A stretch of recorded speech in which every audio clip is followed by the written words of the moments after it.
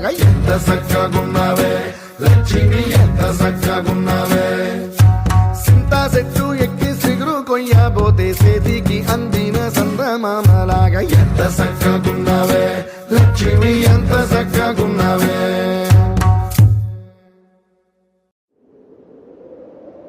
విడుమొరటోడు అని వాళ్ళు వీళ్ళు ఎన్నెన్ని అన్న పసి పిల్లవాడు నవ్వాడు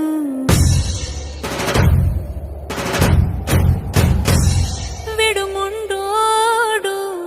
అని ఊరు వాడ అనుకున్న గాని మహారాజు నాకు నవ్వాడు